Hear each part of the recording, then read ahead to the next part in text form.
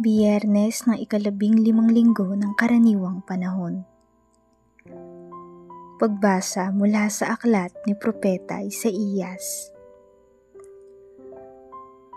Noong mga araw na iyon, nagkasakit ng malubha si Ezekias, kaya siya'y dinala ni Isaías na anak ni Amos.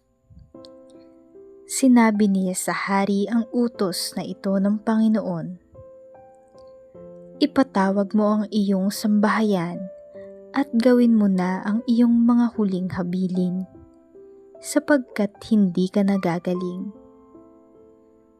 Pagkarinig nito, humarap siya sa dingding at nanalangin.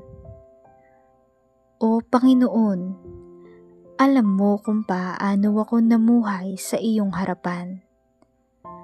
Naglingkod ako sa iyo ng tapat, at ang mga ginawa ko'y pawang nakalulugod sa iyong paningin. Pagkatapos, nanangis siya ng malakas. Nagsalita uli ang Panginoon kay Isaías. Wika sa kanya, sabihin mo kay Ezekias ang sinasabi ng Panginoon. Ang Diyos ng iyong ninunong si David. Nakita ko ang iyong pagluha at narinig ko ang iyong dalangin. Kaya 15 taon ka pang mabubuhay. Hindi lamang iyon. Ikaw at ang lungsod na ito'y hindi maaano. Pagkat ipagtatanggol ko kayo laban sa hari ng Assyria. Si Isaías ay nagpakuha ng pantapal na igos para sa bukol ni Ezekias. Gumaling naman ito.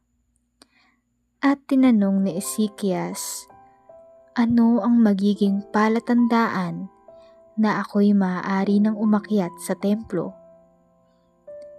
Ito ang palatandaang ibibigay sa iyo ng Panginoon para mapatunayang tutupad din niya ang kanyang pangako.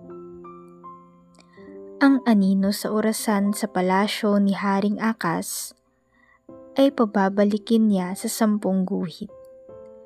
At gayon ang nangyari. Ang salita ng Diyos. Salmong Tugunan. Buhay ko iyong iniligtas, pag-iral ko'y walang wakas. Minsay nasabi kong, sa katanghalian ng buhay ako ay papanaw. Sa daigdig ng patay, ako masasadlak upang manatili roong walang hanggan. Buhay ko iyong iniligtas, pag-iral ko'y walang wakas. At nasabi ko ring di na kita makikita, ang Panginoon at sino mang nabubuhay. Buhay ko iyong iniligtas, pag-iral ko'y walang wakas. Katulad ng toldang tirahan ng pastol, inalis sa akin ang aking tahanan. Ang abang buhay ko'y pinuputol mo na tulad ng tela sa isang habihan. Buhay ko iyong iniligtas, pag-iral ko'y walang wakas. O Poon, ang mga nilikha ay nabubuhay dahilan sa iyo. Ako'y pagalingin at ang aking lakas sana'y ibalik mo. Buhay ko iyong iniligtas, pag-iral ko'y walang wakas. Ang mabuting balita ng Panginoon ayon kay San Mateo. Noong panahong iyon, isang araw ng pamamahinga, naparaan si Jesus sa triguhan. Nagutom ang kasama niyang mga alagad, kaya't nangitil sila ng uhay at kinain ng mga butil.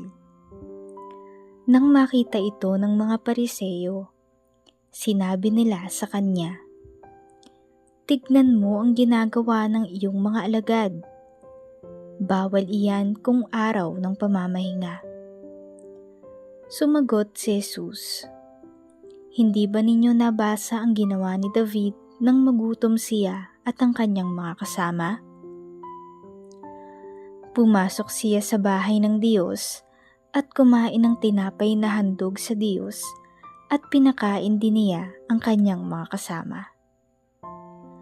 Labag sa kautusan na kanin nila ang tinapay na iyon, sapagkat ang mga saserdote lamang ang may karapatang kumain niyon.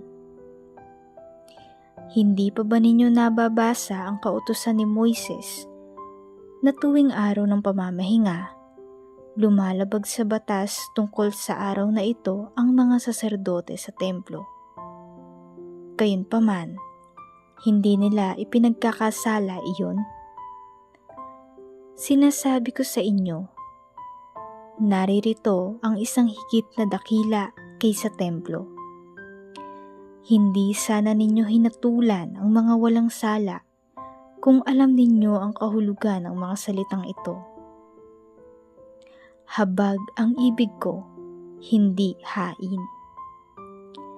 Sapagkat ang araw ng pamamahinga ay nasa ilalim ng kapangyarihan ng Anak ng Tao. Ang mabuting balita ng Panginoon.